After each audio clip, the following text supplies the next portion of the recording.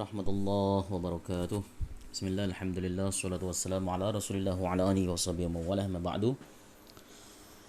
InsyaAllah kita akan membahas kitab Tarjumah yaitu Nazam Absyar yang menjelaskan masalah kiblat. Bismillahirrahmanirrahim. Qala al-mu'allif rahimahullahu ta'ala wa nafa'ana bihi wa bi'ulumi fid dharain amin. Bismillahirrahmanirrahim. Tanbihun, ikilah Nazam Absyar namanya terjemah ilmu syariat bab kiblat saking Haji Ahmad Rifai bin Muhammad marhum Syafi'iyah madhabi ahli sunni tariqati. Ada sebuah peringatan, ya. Ini adalah Nazam Absyar namanya, yang merupakan terjemah ilmu syariat yang menjelaskan tentang kiblat karangan Syekh Ahmad Ar-Rifai bin Muhammad marhum yang bermadhab Syafi'i dan tarekahnya adalah Ahlu Sunnah wal Jamaah. Di sini merupakan bentuk ikrar bahwa Syekhina adalah seorang ulama Syafi'iyah, seorang ulama yang berpegang teguh kepada madhab Syafi'i dan termasuk ulama yang taqiq pemahamannya dalam masalah fikih Syafi'i. Hanya saja dalam kitab-kitab beliau lebih banyak menjelaskan atau tidak memberikan keterangan khilaf-khilaf yang mendalam. Kenapa? Karena memang tujuannya dalam rangka untuk memberikan kemudahan bagi orang-orang bodoh semisal saya. Dan juga beliau mengatakan adalah seorang yang bermadhab sunni, idza utliqa ahlu sunnah wal jamaah al murad bihi asy'ariyah wal ma'turidiyah. Tatkala dimutlakan kata ahlu sunnah wal jamaah, bukan tidak ada qaidnya seperti ahlu sunnah asy'ari, ahlu sunnah ma'turidi, maka yang dimaksud adalah dua hal tersebut, yaitu ma'turidi dan asy'ariyah dan ma'turidiyah. Itu kata Syekh Zubaidi al-Murtada. Kenapa? Karena memang pada masa itu yang berjuang untuk menegakkan paham Ahlus Sunnah wal Jamaah adalah Asy'ariyah dan Ma'turidiyah. Bismillahirrahmanirrahim. Alhamdulillahirabbil alamin. Utawi sekeh puji kaduwe Allah ta'yin kang dadi pangerane wong alamin kang asih ing Allah mukminin. Wajib pangestune Allah dikekahi ikilah maknane shalawat dikawaruhi. Setelah membaca basmalah, maka segala puji bagi Allah Subhanahu wa taala, Tuhan semesta alam. Kata al-alamin merupakan jamak tetapi maknanya lebih sempit dibanding dengan mufradnya. Mufradnya adalah alam. Kita tahu alam adalah maknanya adalah kullu mawjudin siwallah. Segala sesuatu yang mawjud, yang ada selain Allah Subhanahu wa taala itu alam.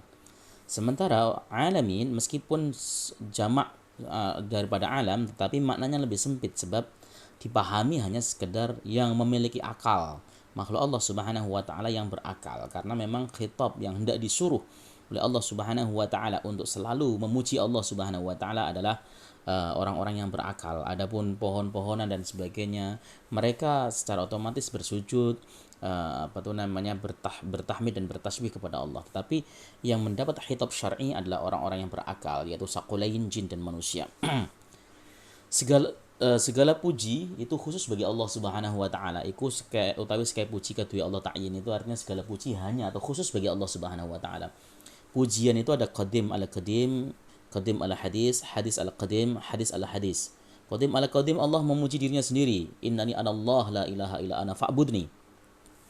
Pujian hadis ala qadim atau qadim ala hadis dulu adalah pujian Allah kepada makhluknya. Ya, ni'mal abdu innahu awwab, sesungguhnya sebaik-baiknya hambaku adalah orang yang pandai bertaubat. Itu pujian Allah kepada makhluknya. Kemudian pujian hadis ala qadim, yaitu pujian pujian makhluknya kepada Allah Subhanahu wa taala. Ya, seperti doanya Nabiullah Yunus alaihissalam, ya, subhanaka inni kuntu minadz zalimin. Ya, atau la ilaha illa anta subhanaka inni kuntu minadz zalimin. Tiada Tuhan selain Engkau. Kemudian pujian hadis al-hadis, yaitu pujian makhluk kepada makhluk, yaitu seperti ungkapan si fulan kaya, si fulan dermawan, atau seperti sabda Nabi, ni'mal fata aliyun, sebaik-baiknya pemuda adalah Sayyidina Ali. Nah, sekarang kita akan membahas tentang masalah makna salawat, ya, dan segala macam hal yang ada di dunia ini, semuanya kita harus mencoba resapi dengan memuji kepada Allah Subhanahu wa taala supaya kita termasuk hamba Allah yang pandai bersyukur.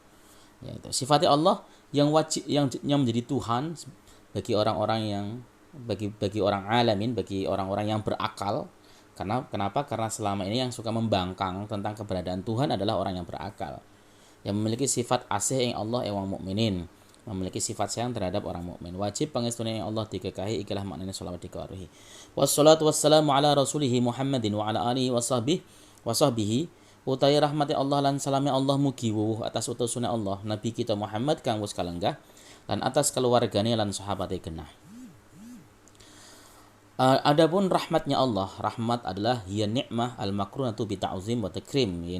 Rahmat adalah kenikmatan yang dibarengkan dengan pengagungan dan pemuliaan. Ketika Allah Subhanahu wa taala memberikan rahmat kepada Rasulullah sallallahu alaihi wasallam, itu artinya Allah sedang memberikan nikmat yang luar biasa kepada Rasulullah. Kenikmatan tersebut bukan hanya sekedar nikmat tapi makrunah bi ta'zim wa takrim, dibarengkan dengan pengagungan dan pemuliaan kepada Rasulullah sallallahu alaihi wasallam. Itulah rahmat. Makanya orang-orang mukmin akan mendapat rahmat dari Allah Subhanahu wa taala di surga bukan hanya sekedar kenikmatan tapi makrunah, dibarengkan kenikmatan tersebut dengan ta'zim, pengagungan, wa takrim dan pemuliaan. Lan salami Allah dan salam dari Allah Subhanahu wa taala mugi wuwuh semoga bertambah. Ini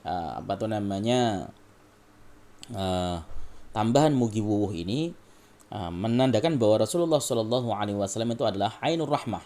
Ya, sumber rahmat itu sendiri. Jadi ketika kita membaca salawat kepada Rasulullah, pada hakikatnya kita sedang membacakan salawat kepada diri kita juga. Sebab salawatnya Rasulullah Shallallahu alaihi wasallam, Rasulullah itu sumbernya rahmat.